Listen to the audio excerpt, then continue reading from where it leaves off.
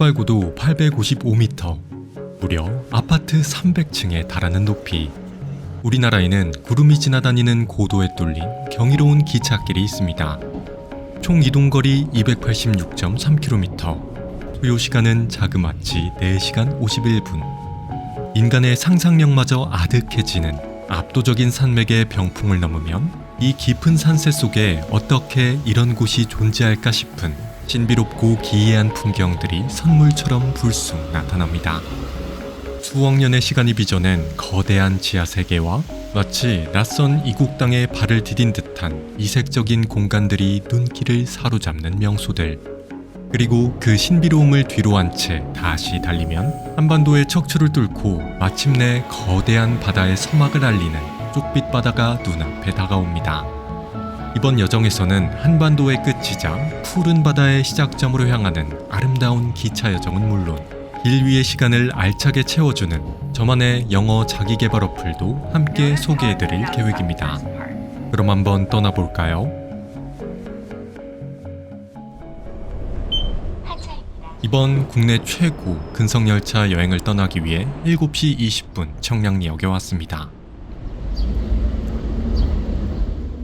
제가 탑승할 열차는 7시 34분에 이곳 청량리역에서 출발하는데요. 깊은 산골짜기를 지나 바다까지 이어지는 협곡열차이지만 환승 없이 한 번만 타면 돼서 편리합니다. 그 전에 아침을 못 먹어서 편의점에서 삼각김밥 한 개를 사고 출발합니다. 그럼 플랫폼으로 내려가 볼까요?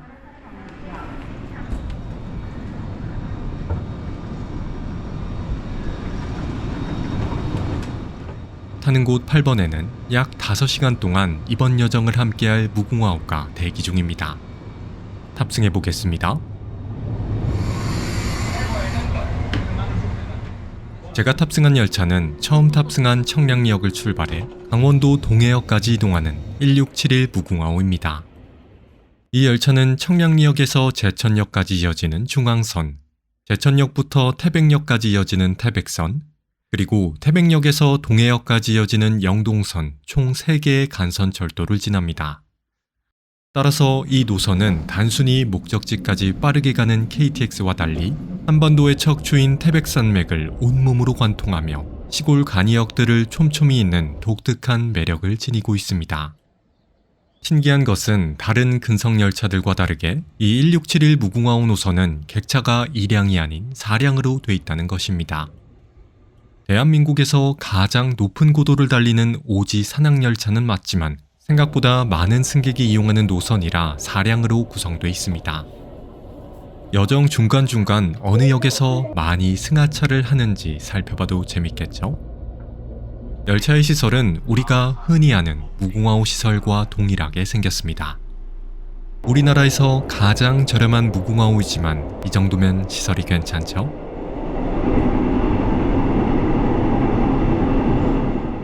그럼 본격적으로 국내 최고 근성열차를 타고 이번 걷는 여행을 시작해볼까요? 열차는 청량역을 출발하여 덕소, 양평, 용문, 지평, 석불.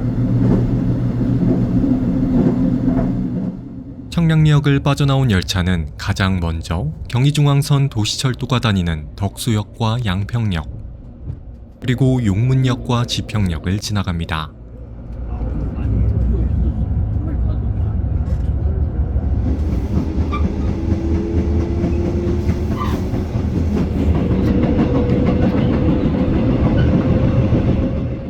이 중앙선 노선을 타면 북한강과 남한강이 만나는 두물머리를 지나는데요. 이번 여정을 제외하고도 평소에 기차여행을 떠날 때면 자주 지나는 곳인데 많은 구간 중에서도 특히 경관이 아름다운 곳입니다. 경의중앙선의 마지막 구간인 지평역을 지난 열차는 양평의 석불역과 일신역, 매곡역을 지나 양동역으로 이동합니다. 그런데 8시 40분쯤 양동역에 정차한 열차에서 수많은 학생들이 하차를 했는데요. 알고 보니 양동역 도보 5분 거리에 있는 양동고등학교는 호텔조리과와 미용예술과가 있는 특성화고로 지정돼 양평 지역뿐만 아니라 서울, 경기 등 수도권 전역에서 학생들이 모여들기 때문이라 합니다. 강원도 오지를 가로지르는 열차가 왜 사량으로 돼 있고 이렇게 사람들이 많이 탑승하는지 한 가지 이유를 알았네요. 양동역을 빠져나온 열차는 양평군의 마지막 역사인 삼산역으로 이동합니다. 삼산역 다음부터는 경기도가 아닌 강원도로 행정구역이 바뀝니다.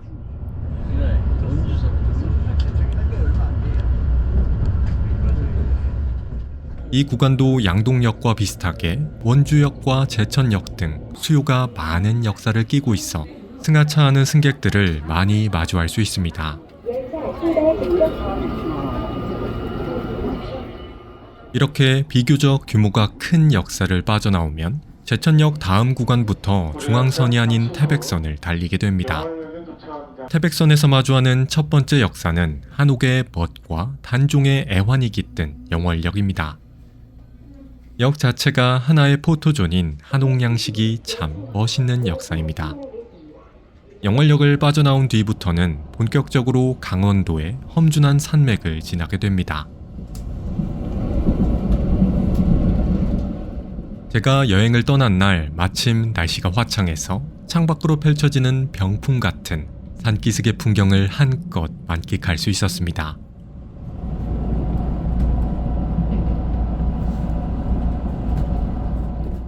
빨리빨리라는 속도를 덜어내니 비로소 눈에 들어오는 시간이 멈춘 듯한 산맥의 거대한 품.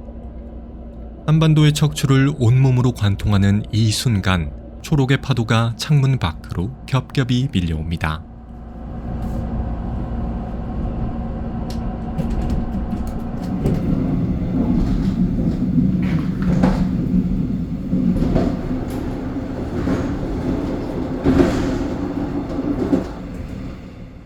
영월역을 지난 후에는 예미역을 거쳐 요즘 뜨고 있는 트레킹 명소가 있는 민둥산역에 도착합니다.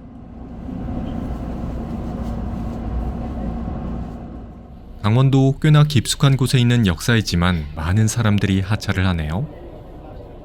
민둥산은 억새로도 유명하지만 초록초록한 여름에 오면 이런 멋있는 돌린의 풍경을 감상할 수 있다고 합니다. 민둥산역을 빠져나온 열차는 강원도 더 깊은 곳인 사북역으로 진입합니다.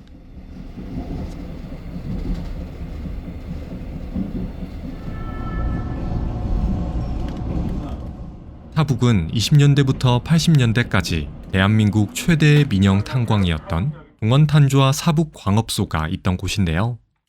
당시 사북역은 전국 각지에서 몰려든 광부들과 그 가족들로 인산일해를 이루던 경제발전의 엔진 같은 역이었다고 합니다.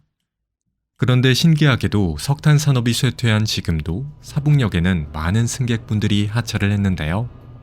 알고 보니 역 근처에 카지노로 유명한 강원랜드가 있어서 오늘날에도 많은 여행객이 찾는다고 하네요. 그래서 태백선의 다른 역사들과 다르게 주변에는 숙박시설도 많았습니다. 참고로 지금 지나고 있는 사북역은 해발고도가 약 532m로 다음 역사인 고안역에 도착하면 그 고도가 무려 705m로 확 뜁니다.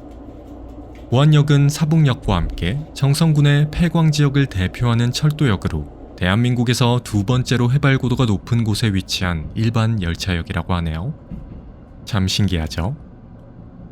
현재 해발고도를 표시하는 어플을 깔아 측정해봤는데 정말 고도가 700m가 넘어 참 신기했습니다. 이렇게 험준한 산맥을 뚫고 달리다 보니 열차의 속도도 평균 50km 정도로 느렸습니다.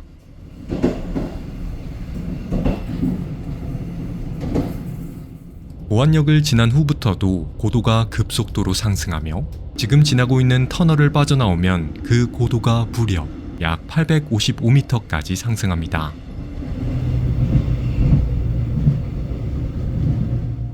참고로 지금 열차가 지나가는 위치는 대한민국에서 가장 높은 역인 추전역이 자리 잡고 있는데요.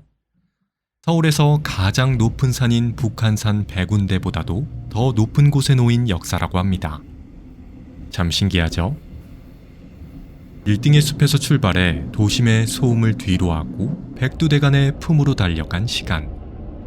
속도의 시대를 거슬러 올라간 해발 855m의 기찻길은 그저 열차에 탑승하는 것만으로도 깊은 울림과 낭만을 선사합니다.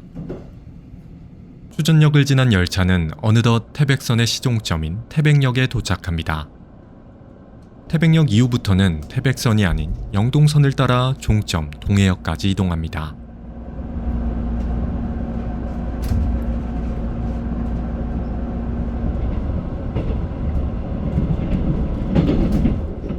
태백역 다음으로 마주치는 역사는 동백산역인데요.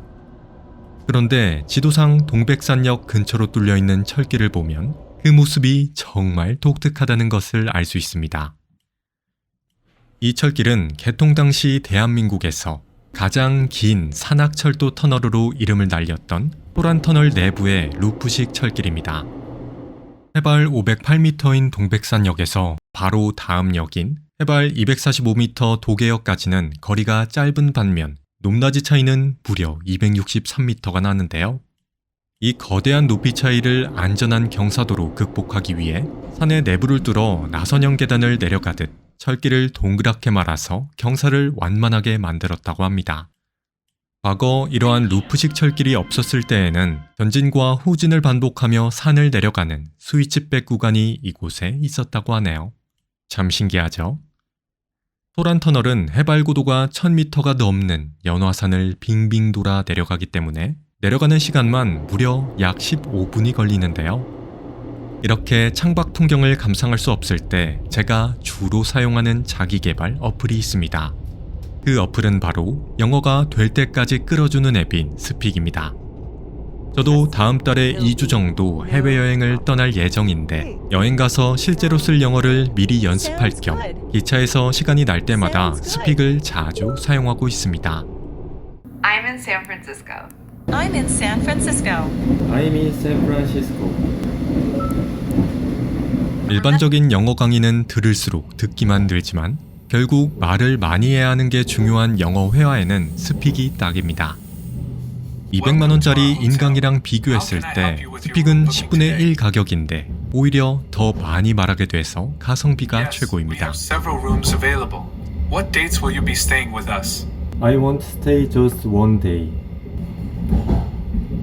직접 가야 하는 학원은 정해진 수업 내용만 따라가야 하지만 스픽은 여행용 영어처럼 제가 지금 당장 필요한 상황에 맞춰 원하는 영어를 바로 연습할 수 있어 좋습니다. 과거 영어 공부를 위해 몇백만원짜리 어학원도 다녀봤는데 결국 한국인 친구만 잔뜩 사귀게 되고 돈만 날린 기억이 있고 화상 영어도 해봤지만 막상 영어로 말하려 하면 긴장이 돼서 머리가 하얘지고 버벅거리게 되더군요.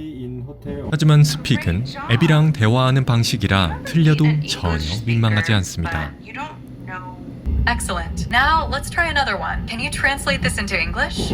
Had upload the 직원's 성과. 이렇게 중간중간 한글로 말해도 자신감 있게 연습할 수 있고 학원에서는 괜히 눈치 보이던 표현들도 부담 없이 계속 말하게 돼서 영어 말하기 연습을 하는데 도움이 정말 많이 됩니다. How's the weather? How's the weather in Sydney?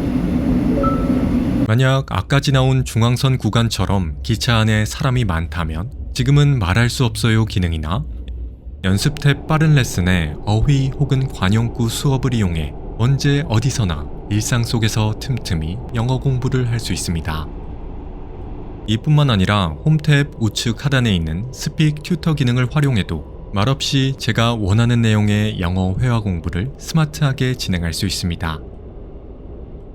지금까지 수많은 유튜버 및 인플루언서가 선택한 스픽, 성원에 힘입어 특별 혜택도 준비했습니다. 더보기란과 고정 댓글의 전용 링크로 스픽을 구독하시면 스픽 프리미엄 플러스 1개월 증권권을 바로 지급해드리고 여행과 비즈니스에 관련된 영어 학습에 사용할 수 있는 PDF 파일 2종 역시 바로 받을 수 있으니 저처럼 해외여행을 준비하고 계신 분들이 구독하면 딱이겠죠? 스픽으로 재밌게 영어 공부를 하다 보니 어느새 열차는 소란터널을 빠져나왔습니다. 소란터널을 지난 열차는 다음 경유지인 도계역에 도착합니다. 동백산역에서 출발해 열차를 타고 해발 약 260m를 내려왔다니 믿기지가 않네요. 그런데 종점으로 가기 전에 있는 마지막 역에는 우리나라에 이런 곳이 있었나 하는 신기한 명소가 두 곳 있습니다. 그럼 중간에 하차해 그 명소를 둘러보고 올까요?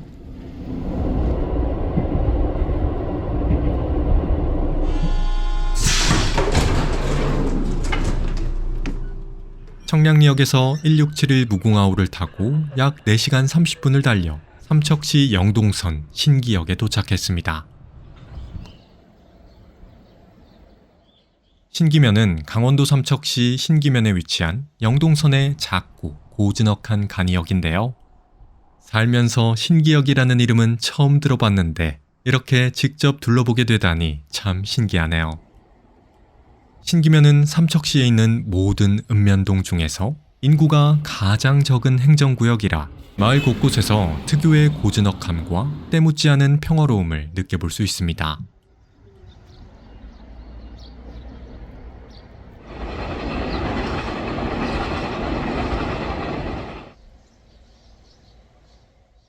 오늘의 첫 번째 목적지로 가기 위해서는 버스를 타야 하는데요. 먼저 역에서 나와 왼쪽으로 큰 삼거리가 나올 때까지 7분 정도 걸어가면 됩니다.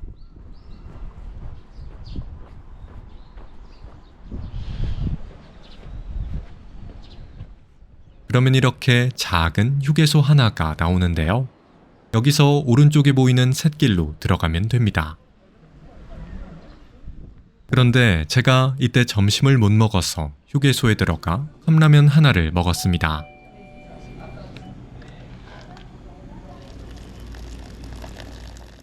신기역 바로 옆에 식당이 하나 있었지만 문을 닫아서 아쉬웠는데 여기서 간단하게 끼니를 해결할 수 있어 참 좋았습니다.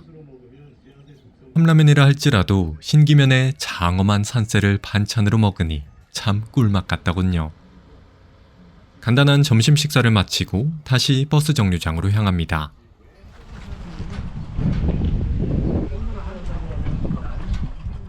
휴게소 바로 옆에는 이렇게 환선굴 입구 버스 정류장이 있습니다. 여기서 12시 50분에 도착하는 70-1번 버스를 타면 됩니다.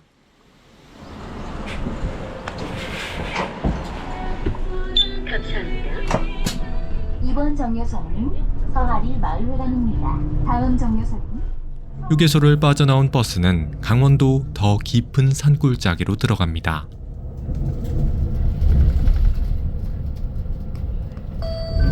다음 정류소는 서하리 마을회관입니다. 버스를 타고 약 10분을 달려 환선굴 정류장에 하차했습니다. 버스에서 내리니 멀리서만 보였던 장엄한 산세가 더 가까이 보이네요.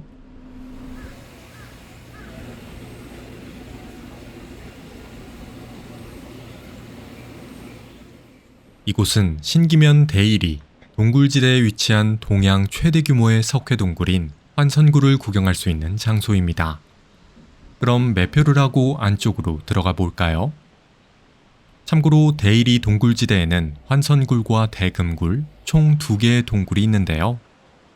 환선굴 입장료는 성인 기준 4,500원, 대금굴 입장료는 12,000원이지만 환선굴과 달리 대금굴은 해설사 동행 및 모노레일 탑승료가 포함된 가격입니다.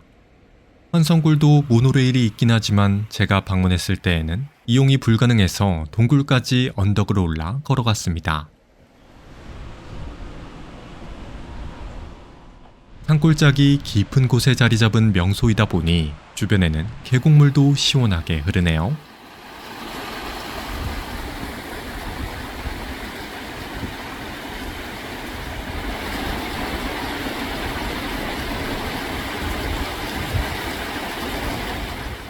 생각보다 가파른 언덕을 약 30분 동안 올라야 하지만 그 끝에는 정말 우리나라에 이런 곳이 있었나 싶은 숨은 비경이 자리 잡고 있습니다. 힘을 내서 언덕길과 계단길을 올라봅니다.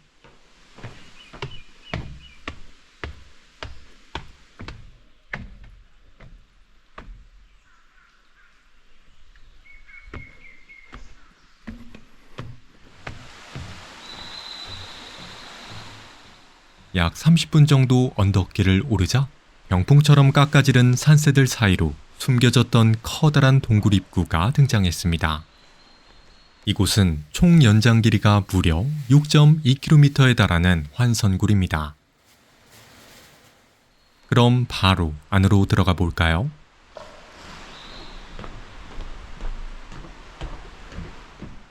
동양 최대 규모의 석회동굴이라는 타이틀에 걸맞게 그 규모가 정말 어마어마했는데요.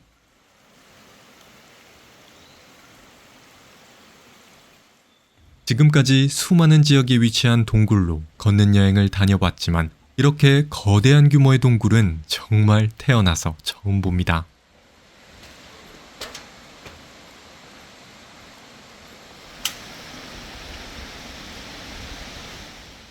환선굴은 지금으로부터 약 5억 3천만 년 전에 생성된 것으로 추정되며 천연기념물 제178호로 지정돼 보호받고 있는 대한민국 동굴의 자존심이라고 합니다. 동굴 안으로 들어서면 일반적인 동굴 특유의 좁고 답답한 느낌이 아니라 지하에 거대한 산이나 궁전이 통째로 들어가 있다는 느낌을 받을 정도로 광활한 광장들이 이어집니다.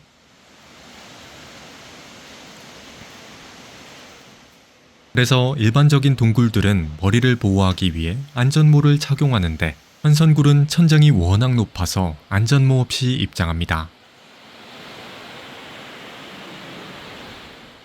천장 높이는 아파트 11층 높이인 최고 30m, 혹은 축구장 가로 전체 거리와 맞먹는 100m에 달한다고 하니 그 규모가 정말 어마어마하죠. 동굴 안을 걷다 보면 사방에서 세차게 쏟아지는 지하 폭포와 거대한 계곡물 소리가 청량하게 울려 퍼지는데요. 환선굴은 지금도 수많은 동굴수가 흐르고 있는 살아있는 동굴입니다.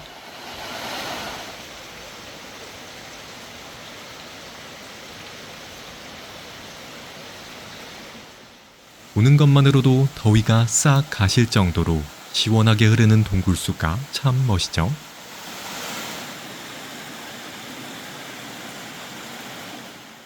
참고로 동굴 내부 기온은 연중 10도에서 14도 안팎을 유지해 한여름에 방문해도 에어컨과는 비교가 안 될 정도로 소름 돋는 시원함을 느낄 수 있습니다. 언덕길을 오르느라 땀을 뻘뻘 흘렸는데 동굴 안으로 들어오자마자 그 더위가 싹 가시더군요.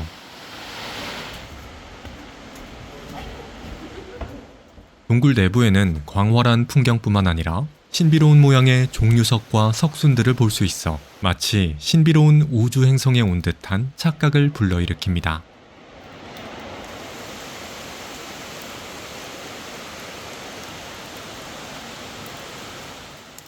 개인적으로는 동굴 안쪽에 자리 잡은 이끼 풍경이 참 신비롭고 아름답더군요.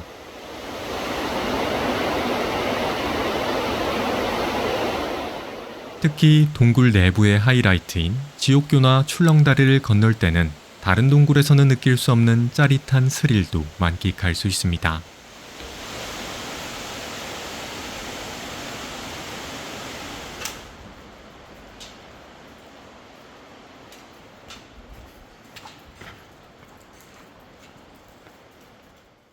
환선굴을 한 바퀴 둘러보는 데에는 약 1시간이 걸리는데요.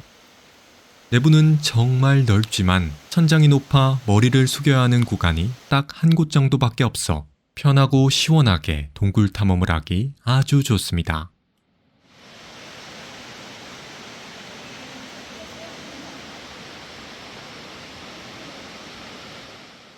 만약 삼척에 여행을 올 계획이 있으신 분들은 환선굴은 꼭 한번 구경하고 가시는 걸 추천드립니다.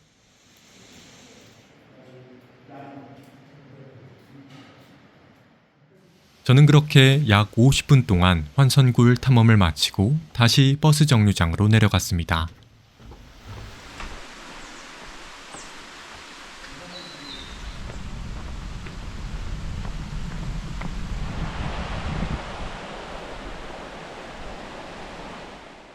다음 목적지로 이동할 때에는 15시 5분에 출발하는 80번 버스를 타면 됩니다.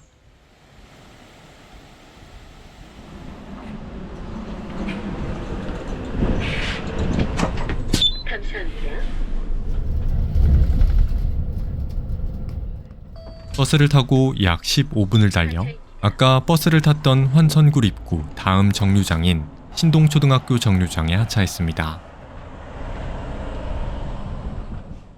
여기서 앞에 보이는 길을 따라 5분 정도 걸어가면 됩니다. 오른쪽에 신기한 문양이 있는 담장길을 따라 안쪽으로 들어갑니다.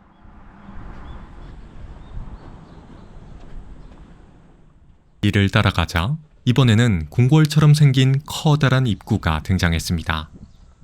그냥 지나칠 수 없겠죠? 안으로 들어가 볼까요?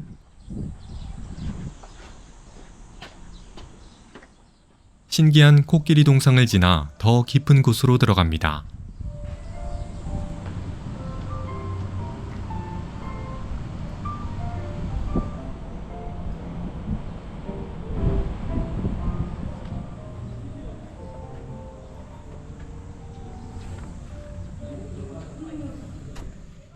건물 안으로 들어가자 이전에는 볼 수 없었던 커다란 전시물들이 눈에 들어왔습니다.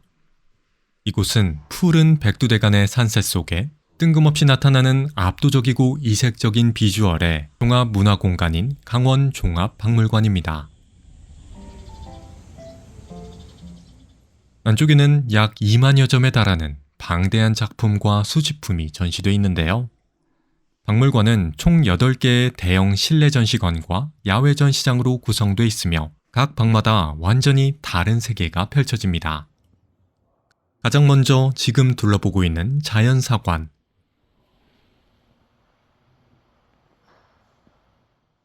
두 번째 도자기관.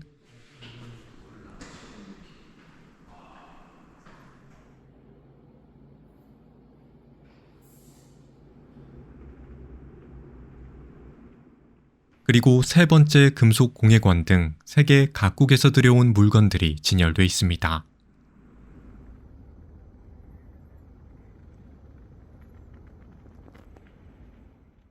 우리나라에 이런 신기하면서도 기묘한 박물관이 있었다니 참 신기하죠?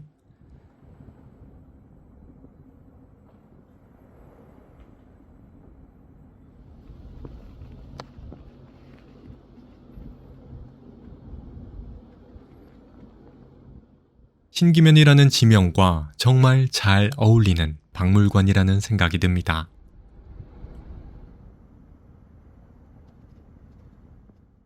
(3층에) 있는 금속 공예관을 둘러본 후에는 다시 1층으로 내려가 4번 전시실 동굴관으로 향합니다.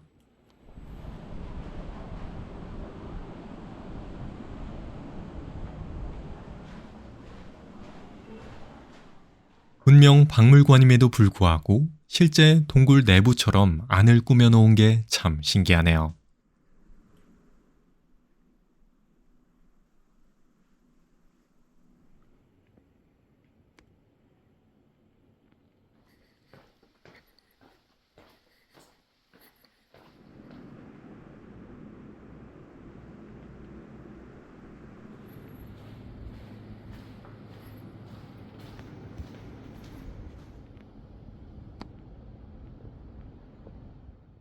개인적으로는 동굴관 다음으로 관람할 수 있는 별도의 공간인 목공예관이 있는 장소가 참 멋있었습니다.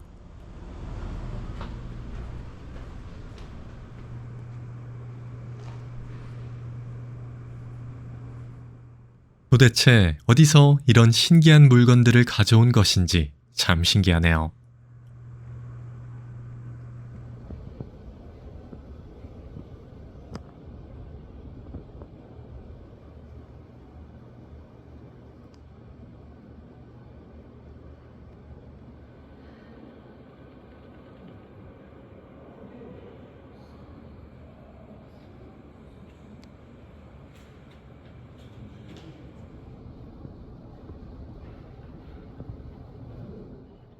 그런데 이 강원종합박물관의 하이라이트 장소는 따로 있습니다.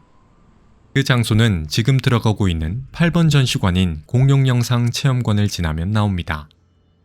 한번 가볼까요?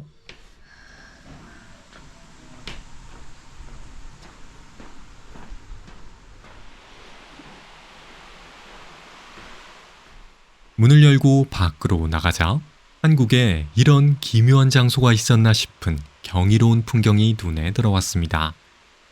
이곳은 이 박물관에서 가장 유명한 장소인 야외 종류석 및 폭포 전시관입니다. 이곳은 실내 1에서 8관 관람 후 자연스럽게 이어지는 마지막 하이라이트 코스인데요. 고개를 한껏 젖혀도 끝이 보이지 않는 수천 개의 기암괴석 숲이 시야를 압도하는 모습이 참 인상적이죠.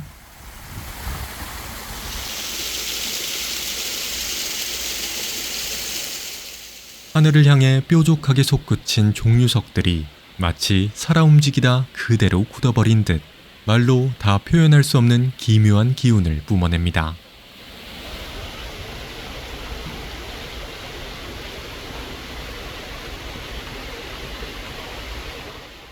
더 재밌는 것은 이 종류석들 사이를 직접 걸어볼 수 있다는 것입니다.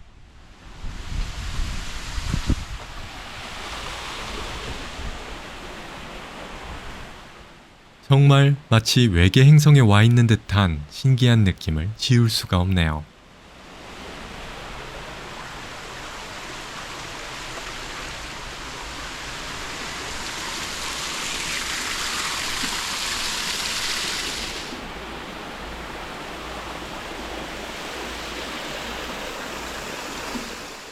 참고로 강원 종합박물관의 입장료는 성인 기준 9,000원인데요. 네이버로 미리 예약을 하면 7,500원에 입장할 수 있으니 참고 바랍니다. 저는 약 1시간 30분 동안 박물관 구경을 마치고 다시 신기역으로 이동했습니다.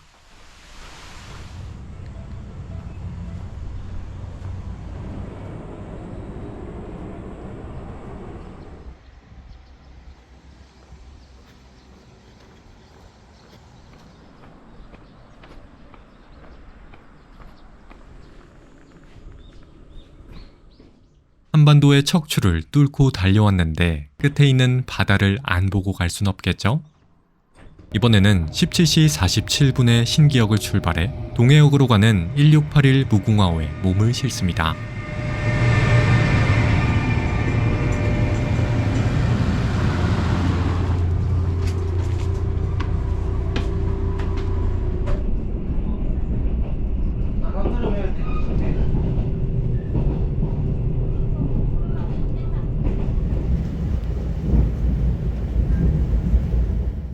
창밖 풍경을 감상하다 보니 어느새 이번 여행의 종점에 도착했습니다.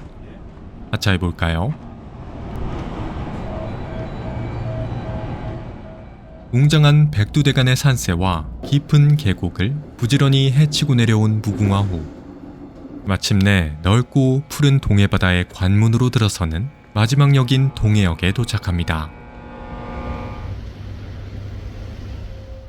저는 동해역 바로 앞에 있는 동해역 버스 정류장에서 21-1번 버스를 타고 바닷가 근처로 이동했습니다.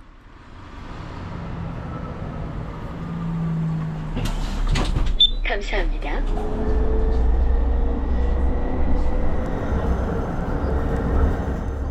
동해역에서 버스를 타고 약 15분을 달려 동해시 보건소 정류장에 하차했습니다.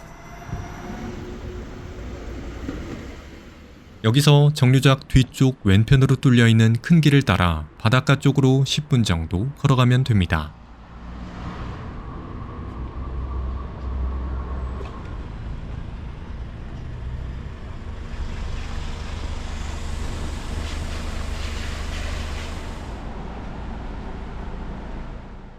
길을 따라가니 이번 여정의 마지막 목적지 푸른 동해바다가 드디어 모습을 드러냈습니다. 이곳은 지역 주민들이 주로 찾는 도심 속 숨은 해변인 한섬 해수욕장입니다. 망상해변이나 추암해변처럼 외지인들에게 널리 알려진 대형 해수욕장보다 규모는 작지만 울창한 소나무 숲과 기암괴석이 어우러져 한적하고 서정적인 바다 정취를 느끼기 딱 좋은 곳입니다.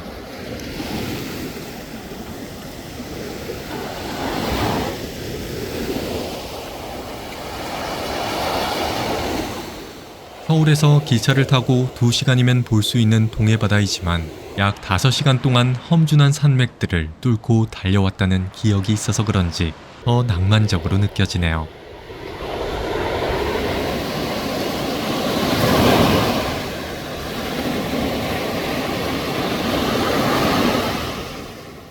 그런데 해변 왼쪽으로는 바닷가 절벽을 따라 놓여있는 데크길도 보이네요. 그냥 지나칠 수 없겠죠? 한번 걸어볼까요?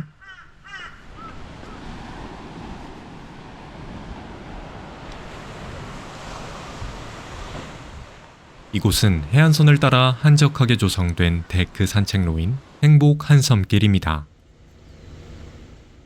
데크길을 걸어 조금만 앞으로 가면 이렇게 동해바다를 조망할 수 있는 작은 전망대도 있습니다.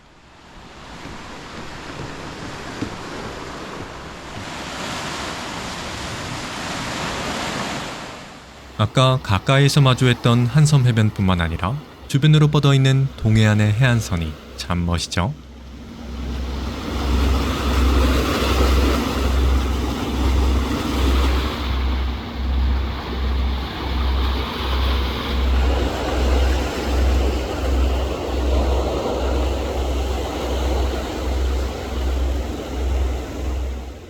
참고로 이 전망대 바로 아래쪽에는 작은 몽돌 해변인 한섬 몽돌 해변이 있는데요.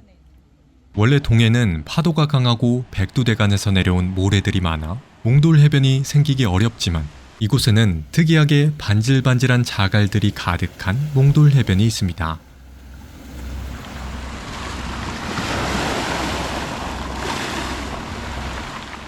주변으로 쌓여있는 작은 돌탑들도 참 귀엽죠?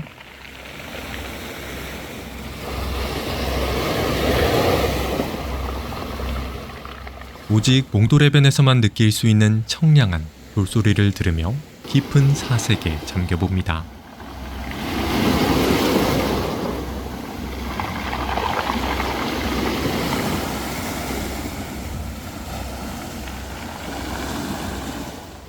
한섬해수욕장 주변을 구경하다 보니 어느새 해는 저물고 저녁을 먹을 시간이 됐습니다. 저는 아까 버스에서 내렸던 보건소가 있는 시내 쪽으로 돌아가 저녁을 먹었습니다.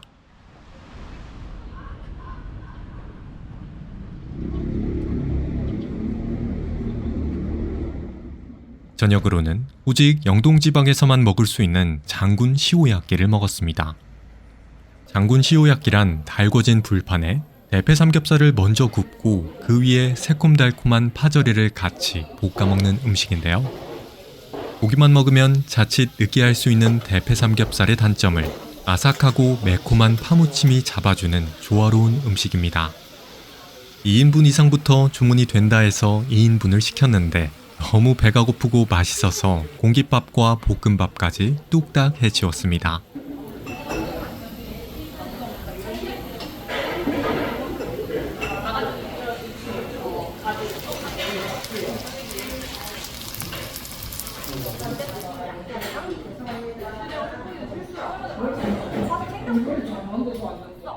장군 시오야끼 저녁을 마지막으로 이번 걷는 여행이 마무리됐는데요.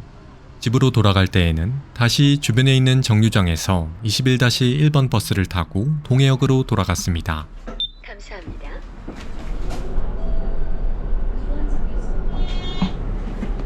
하차입니다. 그렇게 동해역에서 21시 32분에 출발하는 KTX 이음열차를 타고 이번 걷는 여행을 마무리했습니다.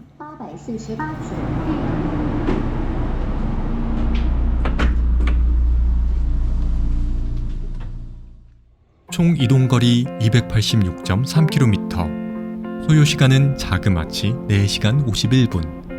복잡한 도심 속을 벗어나 장엄한 태백산맥을 뚫고 한반도의 끝이자 푸른 바다의 시작점으로 떠났던 이번 걷는 여행. 열차 안팎으로 펼쳐지는 우리나라 국토의 아름다운 풍경, 그리고 언제 어디서든 쉽고 재밌게 Yes. 스피커풀로 채워나간 영어 자기개발의 시간들까지 이번 주말 사랑하는 사람과 함께 국내 최고 열차를 타고 당일치기 걷는 여행을 떠나보시는 것 어떠신가요? 지금까지 걷는 여행이었습니다. 시청해주셔서 감사합니다.